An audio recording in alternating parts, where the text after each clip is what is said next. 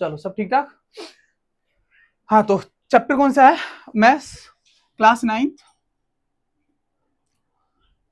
Class ninth का chapter 6 कौन सा है? नाम क्या है इसका? Lines and angles. ठीक है, रेखा और कोण। अब हम सबसे पहले क्या देंगे तुम्हें? एक बड़ी गोली, बड़ी गोली मिलेगी, उसके बाद छोटी गोली। बड़ी गोली मतलब सारे इस चैप्टर में जो जो कॉन्सेप्ट यूज होंगे वो सारे।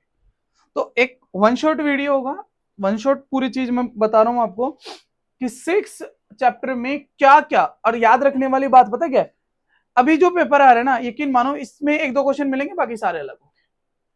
तो आपके पास, आपको यदि बड़ी गोली दे रखी होगी, एक छोटी गोली दे रखी होगी, बड़ी और छोटी गोली से आपका हाजमा ठीक हो जाएगा, कोई दिक्कत नहीं है। फिर मेन कोर्स से शुरू होगा तो उसमें चल जाएगा, कोई दिक्कत नहीं। बस ये कर लोगे, बात बन जाएगी आपकी। Lines and angles. तो लाइंस एंड एंगल्स से पहले मैं आपको कुछ टर्म समझा रहा हूं रेखा और कोणों के बीच में। सबसे पहले हम कुछ चीजें समझते हैं। दिस इज व्हाट, ये आपको लिख रहा है, ये एक पॉइंट है, क्या बोलेंगे इसको? बिंदु। ठीक है, ये एक बिंदु है, एक पॉइंट है। दूसरा आता है इस एक पॉइंट से, इस एक पॉइंट जिसका एक स्टार्टिंग पॉइंट हो और इंफिनिटी तक कोई चीज जाती है तो उसको बोलते हैं रे। रे मतलब किरण, है ना। किरण का मतलब क्या होता है? एक पॉइंट से शुरू होकर के, एक सोर्स से होकर के एंडलेस, यदि कोई इस तरीके से जा रहा है तो वो क्या हो जाएगा बेटा? रे किरण हो जाएगा। तो किरण में कितना एंड होता है, कितना पॉइंट होता है? एक, है ना, मतलब एक एंड होगा और इधर कोई एंड नहीं है। एरो मतलब ये आगे तक एक्सटेंड करी जा सकती है। दूसरा फिर आता है बेटा लाइन के, लाइन ले लेते हैं चलो। लाइन क्या होती है? रेखा। लाइन मतलब, लाइन क्या होती है? जो दोनों डायरेक्शन में एक्सटेंड करी जा सकती है। ये इसका कोई एंड पॉइंट नहीं होता, इसके कोई भी, और इन दोनों की कोई मेजरमेंट नहीं है। आप कभी ऐसे कहो कि 10 मीटर की लाइन खींचो, पॉसिबल नहीं है बेटा। 10 मीटर की लाइन नहीं हो सकता, 10 मीटर का लाइन सेगमेंट हो सकता है। लाइन नहीं होगा, लाइन का एक टुकड़ा होगा, है ना। बोलने के लिए हम बोल देते हैं, बाकी लाइन का कोई मेजरमेंट नहीं है। क्यों? क्योंकि देखो ये तो ऐसे जिंद के आते हैं जो इधर भी बहुत दूर तक चला जाएगा, इधर भी। ये मान लो मैं जिंद बन जाऊं और मेरा ये हाथ बहुत दूर तक चले जाए, ये हाथ बहुत दूर तक चले जाए, तो वो लाइन बन जाएगी। और उसके जिनके 2 हाथ कहीं से भी एक काट करके मैं तुम्हें पकड़ा दूं, लो ये, तो वो उसका टुकड़ा हो जाएगा ना। पीस ऑफ लाइन मतलब इसका एक कोई भी टुकड़ा, ये जिसके कितने एंड पॉइंट है? 2 एंड पॉइंट है। कितने एंड पॉइंट है? ये वाला और ये वाला, ये 2 एंड पॉइंट हो जाएंगे। इसको क्या बोलेंगे? Line segment. क्या बोलेंगे बेटा? लाइन सेगमेंट बोले तो रेखाखंड, है ना। ये आपका रेखाखंड हो गया। कुछ टर्म्स पता होना चाहिए आपको कि ये है क्या चीज। लाइन मतलब जो जिसका कोई एंड पॉइंट नहीं होता, जिसकी कोई मेजरमेंट नहीं होती, जो दोनों डायरेक्शन में एक्सटेंड की जा सकती है, इसका एक टुकड़ा लाइन सेगमेंट कहलाएगा, रेखाखंड कहलाएगा, जिसके 2 एंड पॉइंट होंगे और जिसकी मेजरमेंट होगी। तो रे, point and line, line segment, ये चीज आपको पता होनी चाहिए। इसके बाद यदि अगली बात करूं मैं, तो अगले में आपको पता होना चाहिए कुछ एंगल्स के बारे में। तो एंगल्स में कौन कौन सा आता है बेटा? यदि सबसे पहले मैं बात करूं एक्यूट एंगल, किसकी? एक्यूट एंगल न्यून कोण की। किसकी बात कर रहा हूं मैं? न्यून कोण। तो न्यून कोण एक्यूट एंगल, एक्यूट एंगल कौन सा हो जाएगा बेटा? ऐसा जिसका मेजरमेंट, जिसकी वैल्यू 0 से बड़ी और 90 से कम हो। जो कोण लेस देन 90 है ना, ये इधर चोच ऐसी बनी है ना, तो ये लेस देन वाला है। ऐसा कोण जिसका मान 90 डिग्री से कम हो तो उसको क्या बोलेंगे? एक्यूट एंगल बोलेंगे, उसको न्यून कोण बोलेंगे। मैं कहूं कि 45 डिग्री, क्या है ये? क्या है ये? Acute angle. ये क्या हो जाएगा? एक्यूट एंगल हो जाएगा। और यदि मैं कहूं कि 60 डिग्री, तो वो भी क्या हो जाएगा? एक एक्यूट एंगल हो जाएगा। इसमें कोई दिक्कत हो तो बोलो। एक्यूट एंगल समझ में आया कि नहीं आया? आगे बात समझ में? Acute angle. उसके बाद में कौन सा हो जाएगा दूसरा? 90 डिग्री वाले को क्या बोलेंगे? Right angle. राइट एंगल कौन सा हो जाएगा? अधिक कोण। कौन सा हो जाएगा बेटा? तो अधिक कोण राइट एंगल कौन सा हो जाएगा? राइट एंगल का मतलब हो गया, नहीं नहीं नहीं, अधिक, सॉरी सॉरी, इसमें बैठ, इसको अधिक कोण नहीं बोलते हिंदी में, इसको बोलते समकोण। क्या बोलते बेटा? इट्स माय बैड, समकोण। समकोण मतलब राइट एंगल। समकोण का मतलब क्या होता है? ऐसा कोण जो 90 डिग्री के बराबर होता है। जो 90 डिग्री के बराबर होता है उस कोण को हम क्या बोलते हैं? समकोण बोलते हैं, राइट एंगल बोलते हैं। इतनी बात समझ में आई कि नहीं? आ गई बात समझ में? फिर इसके बाद कौन सा आएगा? Obtuse angle. इसमें नहीं है। ऑब्ट्यूज एंगल की यदि मैं बात करूं, उसको बोलते हैं अधिक कोण। ऑब्ट्यूज एंगल को क्या बोलते हैं बेटा? जो कोण 90 से क्या हो, जो मतलब ऐसा कोण जो 90 से क्या हो बेटा, 90 से तो ज्यादा हो एंड क्या होना चाहिए, लेस देन 180 होना चाहिए। क्या होना चाहिए, ऐसा कोण जो 180 से कम हो और 90 से ज्यादा हो, उसको क्या बोलेंगे, अधिक कोण बोलेंगे, ऑब्ट्यूज एंगल बोलेंगे। इतनी बात समझ में आ गई। उसके बाद में कौन सा हो जाएगा,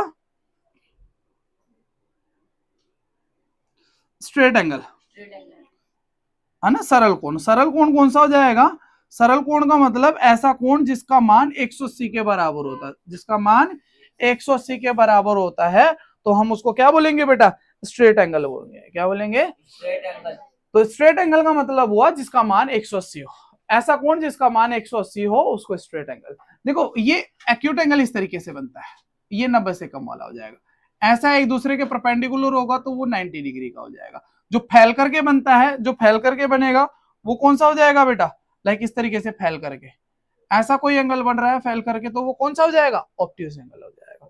इस तरीके से फैल जाएगा तो वो 90 से, इस लाइन को अंदर की तरफ झुका देंगे 90 वाले को तो एक्यूट एंगल बनेगा, और दूर फैला देंगे तो ऑब्ट्यूज एंगल बन जाएगा। एक्यूट एंगल और ऑब्ट्यूज एंगल, ठीक है।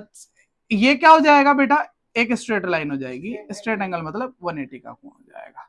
इतनी बात समझ में आ गई। यहां पर कोई दिक्कत हो तो बताओ,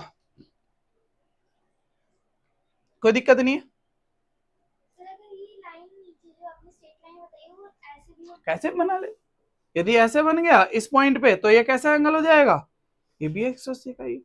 पिछले क्लास में तुम्हें बता तो रहा था, स्ट्रेट एंगल लीनियर पेयर वाला, एक लाइन पे कहीं भी किसी भी पॉइंट पे जितने भी एंगल बने उन सबका सम कितना होता है, 180 होता है कि नहीं।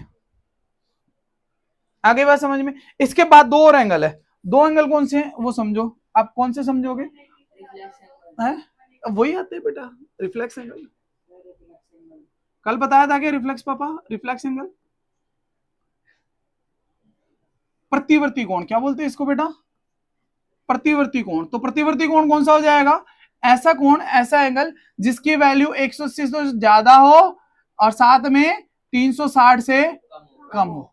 तो ऐसा एंगल जो 180 से ज्यादा और 360 से कम हो उसको क्या बोलेंगे, रिफ्लेक्स एंगल बोलेंगे। बनेगा कैसे, जैसे मान लो ये वाला एंगल है, ये वाला एंगल बाहर वाला, अंदर वाला, जैसे मान लो ये 60 का है, कितने का है, तो ये बाहर कितना बना, 300 डिग्री का। कितने का बना, तो 300 180 से ज्यादा हो गया और 360 से, तो ये 300 वाला एंगल कौन सा हो गया, रिफ्लेक्स एंगल। मान लो यदि पूछे आपसे, बताया था ना कल सीओई, रिफ्लेक्स सीओई, पहला क्वेश्चन में ऐसा था, तो सीओई का रिफ्लेक्स क्या हुआ था, मान लो मैं कहूं कि एक एंगल है एक्स और उसका रिफ्लेक्स निकालना है, क्या निकालना है, रिफ्लेक्स एक्स। तो मैंने क्या बताया था, 360 में से उस एक्स एंगल को घटा देना।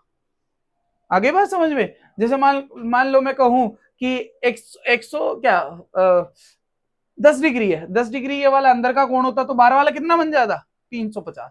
क्योंकि 300 डिग्री वाले, 360 डिग्री वाले को बोलते हैं बेटा कंप्लीट एंगल। क्या बोलते हैं, कंप्लीट एंगल। कंप्लीट एंगल कौन सा होता है बेटा, जिसकी वैल्यू 360 हो, तो पूरा एक गोल चक्कर लग जाएगा तो उसकी वैल्यू कितनी हो जाएगी, 360 हो जाएगी। क्लियर है चीज।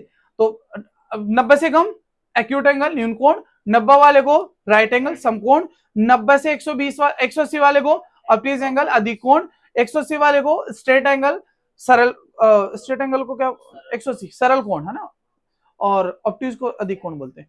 फिर 180 से 360 के बीच को रिफ्लेक्स प्रतिवर्ती कोण, और 360 वाले को एक पूर्ण कोण बन जाएगा, ये पूरी तरीके से कंप्लीट एंगल बन जाएगा। चलिए कंप्लीट एंगल हो गया। फिर उसके बाद ये लाइन एंगल समझ में आ गया। अब दो एंगल की बात करूं, एक होता है सप्लीमेंट्री एंगल, सप्लीमेंट्री एंगल, और एक हो जाता है बेटा तो कॉम्प्लीमेंट्री एंगल। इसको हिंदी में सप्लीमेंट्री को बोलते हैं संपूरक, संपूरक, और इसको बोलते हैं पूरक, है ना, क्या बोलते हैं, पूरक कोण। तो पूरक कोण कौन सा होता है, संपूरक कोण कौन सा होता है, कॉम्प्लीमेंट एंगल ऐसा होता है जिन दो एंगल का सम 90 डिग्री हो, जिन दो एंगल का सम कितना हो, तो यदि दो एंगल का सम 90 डिग्री होता हो, यदि ए प्लस बी आपके दोनों एंगल का सम 90 है, तो ए और बी को क्या बोलेंगे, कॉम्प्लीमेंट्री एंगल। क्या बोलेंगे, आपसे क्वेश्चन पूछा जाता है what is the value of complementary angle of 10 degree. 10 degree का कॉम्प्लीमेंट्री कौन सा होगा, 10 डिग्री का कॉम्प्लीमेंट्री ऐसा एंगल बनाओ जिनका दोनों को जोड़ करके 90 हो जाए। एक 10 हो तो दूसरा कितना होगा, 80, क्योंकि 10 और 80 तो 90 बनाएंगे।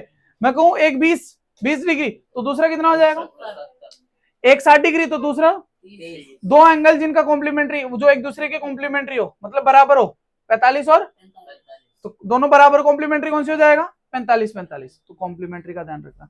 मैं कहूं कि एक 85 डिग्री है तो उसका कॉम्प्लीमेंट्री क्या होगा, पूरा कोण कौन सा होगा, ऐसा ही है यदि मान लो x और 2y सप्लीमेंट्री है तो उनका 180 हो जाएगा, सम कितना हो जाएगा, आपसे क्वेश्चन पूछ लेगा यदि एक एंगल जिसका 30 डिग्री मान हो तो उसका सप्लीमेंट्री एंगल क्या हो जाएगा, पेपर में आया हुआ है देख लेना, कितना हो जाएगा 150, 150 30 का 150 जोड़ करके कितना आना चाहिए 180। एक यदि x की वैल्यू 30 है तो y की कितनी हो जाएगी, 30 को 180 में घटा तो 150 आ जाएगा। मैं कहूंगी यदि एंगल x 10 डिग्री है, एंगल x कोण का मान 10 है, तो उस 10 का जो 10 की जो वैल्यू होगी, 10 की बताओ मुझे, 10 का सप्लीमेंट्री कितना हो जाएगा भाई, 10 का सप्लीमेंट्री बताओ 170, बेटा 180 होना चाहिए ना, 170 हो जाएगा। हेलो हाँ बोलो बेटे, आ जाओ आ जाओ आ जाओ, ठीक है, तो ये वाली बात समझ में आ गई। ये आपका मैं कहूं जैसे 10 और इसका सप्लीमेंट्री क्या हो जाएगा 170, जोड़ करके क्या आना चाहिए 90 का सप्लीमेंट्री क्या होगा 90, ठीक है, 100 का सप्लीमेंट्री क्या हो जाएगा 80, जोड़ करके कितना आना चाहिए, तो संपूरक कोण समझ में आ गया, दोनों कोणों का योग कितना होना चाहिए 180। जैसे मैं कहूं कि 10 का संपूरक क्या हो जाएगा, यदि मैं कहूं 45 का और 70 का, दोनों कोणों को जोड़ करके नंबर आया। अच्छा याद रख लो, ट्रिक याद रखता हूं क्योंकि पेपर में ना भूल जाओगे, C4 कॉम्प्लीमेंट्री और 90, S4 सप्लीमेंट्री और 180। देखो एबीसीडी में C पहले आता है तो नंबर में 90 पहले आता है, एबीसीडी में S बाद में आता है तो नंबर में 180 बाद, बस ये दिमाग में रख लो। क्या होता है सप्लीमेंट्री में ये 90 कर देते, कॉम्प्लीमेंट्री में 180 कर देते, वो गड़बड़ है। इसीलिए मैं कह रहा हूँ तुम्हें बड़ी गोली दूंगा मैं, बड़ी गोली से काम चलेगा, छोटी गोली से काम नहीं चलने वाला। छोटी गोली कब जरूरत पड़ेगी, जब मान लो पेपर है यूटी है, देख लिया कि सर देख लेते 6 चैप्टर में क्या क्या है, बड़ी गोली पहले ले रहे, छोटी गोली देख करके चलेगी, हाँ जी ये कॉन्सेप्ट है, बन जाएगी बात। हाँ चलो ये बात समझ में आ गई। ये आपका था कॉम्प्लीमेंट्री सप्लीमेंट्री और एंगल के टाइप्स। उसके बाद कुछ एंगल्स है वो भी तुम्हें समझने, लाइक मान लो मैंने बताया था लीनियर पेयर, कौन सी बता रहा था बेटा, लीनियर पेयर की बात करता हूं, राइट। तो लीनियर पेयर क्या होता है, सरल कोण, सरल क्या बोलते हैं रेखी कोण, जस्ट अ मिनट, इसको रेखी कोण बोलते हैं बेटा। तो रेखी कोण कौन से होते हैं इंग्लिश में, याद ध्यान रखो, क्योंकि पता है आजकल जो पेपर बना रहे हैं ना ये लोग, ये गूगल से ट्रांसलेट करके बना देते हैं, तो वहां पर कुछ ना कुछ इधर उधर वर्ड आ जाता है ना, तो हिंदी वालों के लिए बड़ा गड़बड़ हो जाता है। इंग्लिश के वर्ड हमेशा हिंदी वाले याद रखे, नहीं तो गड़बड़ हो जाएगा मामला। तो इसीलिए मैं कहता हूँ जो हिंदी मीडियम वाले उनको इंग्लिश में पढ़ना ही पढ़ना चाहिए, नहीं तो गड़बड़ हो रहा। भाई उन्होंने गड़बड़ लिख दिया, उल्टा सीधा लिख दिया, इस लीनियर पेयर को कुछ और लिख दिया, तो किसको कंप्लीट कर लेंगे, क्या ही हो जाएगा उससे। तो इसलिए थोड़ी थोड़ी चीजें में आनी चाहिए। तो लीनियर पेयर क्या कहा था, किसी एक पॉइंट पे एक लाइन पे स्ट्रेट लाइन पे जो भी एंगल बनेंगे उन सबका सम कितना होगा, ये एंगल 1 और 2 दो एंगल है, इन दोनों एंगल का सम कितना हो जाएगा, क्यों, क्योंकि एक लाइन पे बन रहे हैं, एक लाइन पे बनने वाले कोणों का योग कितना होता है, यदि दो एंगल एक लाइन पे बन रहे तो उनका कोण 180 होगा, और यदि इन दोनों कोणों का योग 180 है तो ये लाइन क्या होगी, स्ट्रेट होगी। समझ में आई। यदि मैं कहूं एंगल 1 और 2 का सम क्या है 180, इसका मतलब ये लाइन कैसी है, स्ट्रेट। मैं यदि कहता हूं एंगल 1 और एंगल 2 का वैल्यू जो 175 है, कितना है, तो क्या ये लाइन स्ट्रेट होगी, तो कंडीशन इज यदि स्ट्रेट है तो इन दोनों का सम 180 होगा, और इन दोनों का सम 180 है तो लाइन स्ट्रेट होगी, दोनों वाइस वर्सा, समझ जाना। दूसरी बात, अच्छा मैं यदि मान लो फॉर एग्जांपल इसका एंटीबायोटिक भी जरूरी है, यदि मान लो ये मैं कहूं कि ये 20 डिग्री है तो ये वाला एंगल कितना हो जाएगा x, x का मान बोलो, आपको पता है x प्लस 180 होना चाहिए दोनों को जोड़ करके, क्योंकि लीनियर पेयर है ये, एलपी बोले तो लीनियर पेयर, तो x की वैल्यू कितनी आ जाएगी, ये प्लस का उधर जाकर के माइनस हो जाएगा तो 160 आएगी नहीं वैल्यू, तो ये 160 वैल्यू किसकी हो जाएगी, x की वैल्यू। तो लीनियर पेयर इस तरीके से लिखेंगे, कर लोगे लीनियर पेयर। और बताऊंगा लीनियर पेयर मतलब जब भी मैं लीनियर पेयर बोल रहा हूं तो एक पॉइंट पे जितनी भी एंगल बन रहे हैं स्ट्रेट लाइन है तो 180 सम होगा। चलिए दूसरी यदि मैं बात करूं तो दूसरे बेटा वर्टिकल अपोजिट एंगल, पिछली क्लास में बताया था दो लाइन आपस में एक दूसरे को इंटरसेक्ट कर रही है, क्रॉस कर रही है, तो इन दोनों लाइन का अपोजिट एंगल ये वाले बन रहे हैं ना, ये वाला इसका अपोजिट और ये वाला इसका। चल मुझे बताओ, यदि ये वाले की वैल्यू आपकी 70 है, कितनी है 70, तो x की वैल्यू कितनी होगी, x की वैल्यू भी 70। क्यों बेटा, वर्टिकल अपोजिट एंगल है ना। तो ये क्या हो जाएगा, क्या है ये, वर्टिकली अपोजिट एंगल। सो ये क्या है, आपके वर्टिकल अपोजिट एंगल है। हिंदी में बेटा इसको शीर्षाभिमुख कोण बोलते हैं। क्या बोलते हैं, शीर्षाभिमुख कोण, शीर्षाभिमुख कोण है ये, राइट। तो शीर्षाभिमुख कोण मतलब आमने सामने के कोण। जब दो लाइन आपस में काटती है तो आमने सामने के कोण हमेशा बराबर होंगे, इक्वल होंगे। आई बात समझ में। अच्छा मुझे एक बात बताओ यार, मेरे दिमाग में चुभ रही है बात, क्वेश्चन बनाया था उसी टाइम से, ये वाली वैल्यू कितनी हो जाएगी, ये वाला एंगल कितने का हो जाएगा, सोचो। ये लाइन है, बोलो 110 हो जाएगा। लाइन पे बनने वाले एंगल का सम कितना होता है, तो ये 70 है तो 110, 180 आना चाहिए ना जोड़ करके, तो ये 110 हो जाएगा। और मैं कहूं ये y है तो y की वैल्यू कितनी हो जाएगी, y की वैल्यू भी 110 हो जाएगी, क्योंकि ये 110 है तो ये भी 110 होगी। या इधर से ले लो भाई, इसको और इसको जोड़ करके 70 और y कितना होना चाहिए, यदि आप y प्लस 70 कर दोगे तो 180 होना चाहिए कि नहीं, क्यों, लीनियर पेयर। आपको यदि समझ में आ गया ये चैप्टर तो इससे आसान कोई चैप्टर ही नहीं हो सकता। आगे बात समझ में, तो लीनियर पेयर निकालो, वर्टिकल अपोजिट एंगल से निकालो, जो मर्जी निकालो। तो वर्टिकल अपोजिट समझ में आ गया, आमने सामने के कोण। लीनियर पेयर मतलब एक स्ट्रेट लाइन पे बनने वाले कोण। इसमें कोई डाउट, किसी तरीके का कोई दिक्कत हो तो बताओ। आगे चले, आगे देखो, आगे वाला कुछ कॉन्सेप्ट है वो भी समझा देता हूं। जितना एक त्रिभुज है, एक ट्राइंगल है, एक ट्राइंगल के तीनों एंगल का सम कितना होगा बेटा, एक ट्राइंगल है, इन ट्राइंगल के तीनों एंगल जो बन रहे हैं ये प्रूव भी करूंगा बट बाद में करूंगा, अभी जस्ट कॉन्सेप्ट समझ रहे हैं। एंगल 1, एंगल 2, एंगल 3, इन तीनों कोणों का योग कितना होगा बेटा, इन तीनों कोणों का योग कितना होगा 180। ये याद रखने वाली बात है कि एक ट्राइंगल है, एक ट्राइंगल के तीनों अंत कोणों का योग कितना हो जाएगा 180 हो जाएगा। इसको एंगल सम प्रॉपर्टी बोलेंगे। क्या बोलेंगे बेटा इसको, angle sum property, right. Angle sum property का मतलब हुआ कि त्रिभुज के तीनों कोणों का योग, sum of interior angle of a triangle is 180। बस ये याद रखना है, त्रिभुज के तीनों अंतकोणों का योग 180 होता है, राइट। तीसरी बात, इसी में एक चीज और बता दूं, ये जो मैं बता रहा हूं ना बेटा, ये तुम ध्यान रखना, पेपर में एनसीईआरटी में कुछ भी नहीं है, बहुत कम है।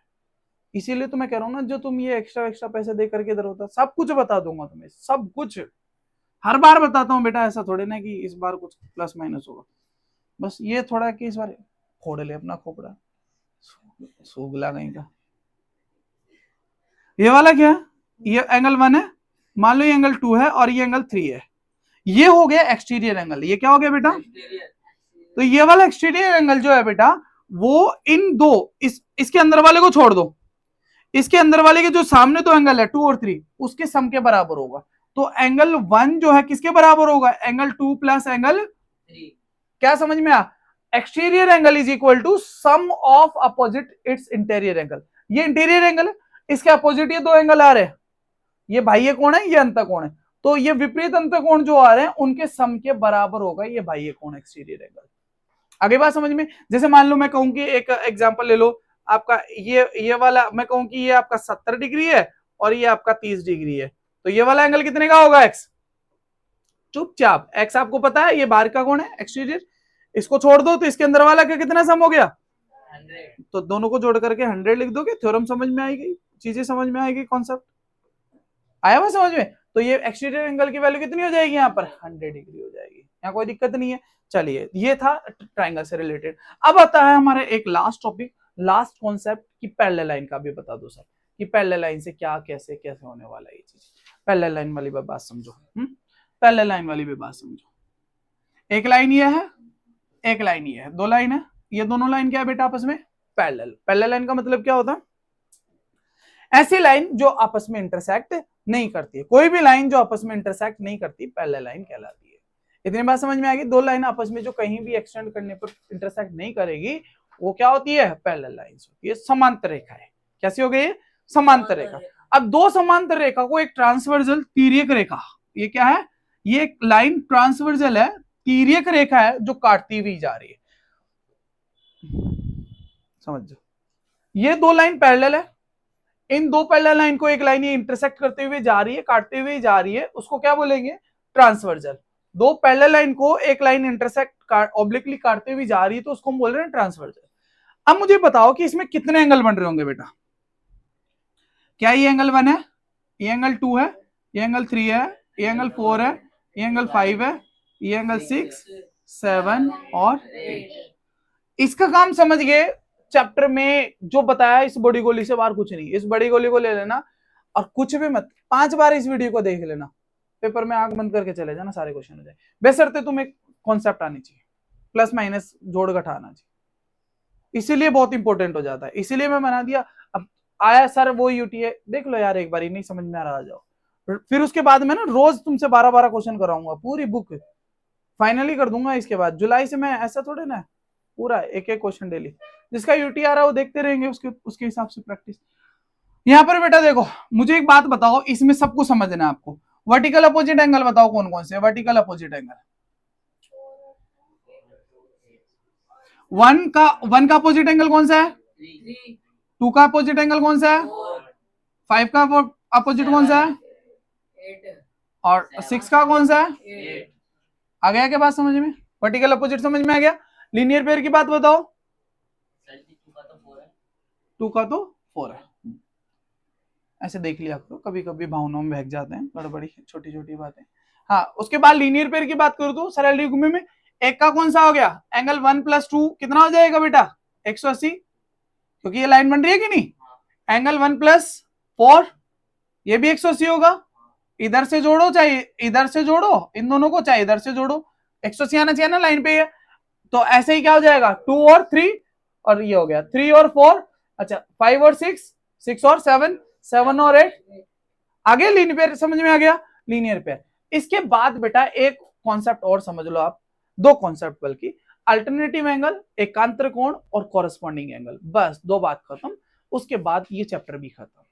उसके बाद हम छोटी गोली लेंगे, फिर उसके बाद एक एक एक्सरसाइज को मैं क्वेश्चन कराता हूं। तो हमारा कॉन्सेप्ट क्या रहा? हमारा कॉन्सेप्ट एक तो है alternative angle, alternative angles, alternative angles. सतम जरा बोल देना, 5 मिनट के बाद खोलूंगा, 5-7 मिनट के बाद जो बच्चा है। अल्टरनेटिव एंगल्स मतलब एकांतर कोण। एकांतर कोण कौन सा बेटा? एकांतर कोण। फिर एक आता corresponding angle, corresponding angles. Corresponding angles मतलब संगत कोण, क्या बोलेंगे इसको? बस 2 बात समझ लो ध्यान से, corresponding angle and alternative angle, corresponding angle and संगत कोण और एकांतर कोण। अब 2 ही बात समझ लो ध्यान से, ये बात समझ में आ गई। अब इसके बाद कुछ भी नहीं रहेगा इस चैप्टर में, सारे क्वेश्चन मैं बता रहा हूं ना, इसी से इन्हीं कॉन्सेप्ट से करवाऊंगा, तुम ही से करो। अल्टरनेटिव एंगल ये समझ लो जो जेड बना रहा, उल्टा या सीधा जेड बनाने वाले एंगल क्या हो जाएंगे? अल्टरनेटिव एंगल हो जाएंगे। जैसे मान लो ये जेड बन रहा है क्या बेटा? ये जेड बन रहे हैं, तो कौन कौन से इंटीरियर की बात कर रहा हूं मैं, एक्सटीरियर की बात नहीं कर रहा हूं, सिर्फ इंटीरियर। इसके अंदर कौन कौन सा कोण आ गया चोच में? एक 3 और एक 5, तो एंगल 3 और एंगल 5 क्या हो जाएगा? ये वाला और ये वाला एंगल क्या हो जाएगा? बराबर। क्यों? अल्टरनेटिव एंगल है। ध्यान रखने वाला, पैरेलल लाइन है तो अल्टरनेटिव एंगल बराबर हो जाएगा, और अल्टरनेटिव एंगल बराबर है इसका मतलब लाइंस पैरेलल है। ये जो लाइन है L1 और L2, ये दोनों यदि पैरेलल है तो इसके अल्टरनेटिव एंगल बराबर होंगे, और यदि दोनों बराबर है तो ये लाइन क्या हो जाएगी? पैरेलल हो जाएगी। ये उल्टा जेड हो गया, सीधा जेड बना करके देखो। अब मतलब ये सीधा था, ये उल्टा जेड बना लो। अंदर कौन सा आ रहा है? 4 और, तो एंगल 4 किसके बराबर हो जाएगा? एंगल, तो कोण 4 है, कोण 6 के बराबर। यदि ये 100 डिग्री का तो ये 6 भी, यदि ये 80 का ये भी। आगे बात समझ में? क्या लिखेंगे उसको? अल्टरनेटिव एंगल लिखेंगे, एकांतर कोण लिखेंगे। संगत कोण क्या होता है? संगत कोण का मतलब होता है पैरेलल लाइन के एक तरफ, ट्रांसवर्जल के एक तरफ। एक ट्रांसवर्जल है जो तिर्यक रेखा है, उसके एक तरफ या तो दाएं या बाएं, ये लाइन थी, या तो इसके राइट में या इसके लेफ्ट में, और पैरेलल लाइन के भी या तो ऊपर या नीचे, दोनों बातें होनी चाहिए। जैसे मान लो ये ट्रांसवर्जल के राइट में एंगल 1 है, कौन सा है? ये देखो ट्रांसवर्सल के राइट में, तो इनके राइट की बात करेंगे। ये पहले लाइन के ऊपर है यहां पर, तो इसके ऊपर एंगल कौन सा है 5, तो एंगल 1 किसके बराबर हो जाएगा एंगल 5। यदि ये 60 का है तो ये भी 60 का हो, ये 70 का है तो ये भी 70 का। तो ये राइट वाला और ऊपर की तरफ वाला एंगल कौन सा हो गया संगत कोण। यदि मैं कहूं एंगल 4 किसके बराबर होगा राइट में नीचे एंगल 8, तो एंगल 8 और एंगल यदि मान लो ये 120 का है तो ये भी 120, यदि ये 150 का है तो ये भी 150, क्यों संगत कोण है ये। इतनी बात समझ में आ गई, कोरेस्पॉन्डिंग एंगल हो गया। कोरेस्पॉन्डिंग एंगल समझ में आ गया। यदि मैं कहूं एंगल 2, अभी मुझे बताना है एंगल 2 के बारे में बताओ कौन सा हो जाएगा। एंगल 2 के बराबर कौन होगा एंगल 6, बढ़िया, और एंगल 3 के बराबर कौन होगा एंगल 7। एंगल 7। यकीन मानो बेटा इसके बाहर कुछ भी नहीं है, कुछ भी नहीं है तुम्हारे इसमें, कंपटीशन में भी नहीं आएगा। एसएससी तुम दोगे, बैंकिंग की दोगे, रेलवे की दोगे, चाहे जिस मर्जी गवर्नमेंट जॉब दे दो, बस बहुत है। इसमें हर बार 2-3 क्वेश्चन आते हैं, हर बार 2-3 क्वेश्चन देखने को मिलेंगे तुम्हें गवर्नमेंट जॉब। टीचर्स के लिए जो वैकेंसी आती है वहां पर भी ये सब चीजें आती है, तो इनको पढ़ना पड़ेगा। तुम बार बार जब भी हो ये सारा पढ़ लिया, बस मस्त हो गया अपना। चलो बहुत बहुत धन्यवाद, हो गया अपना ये वाला।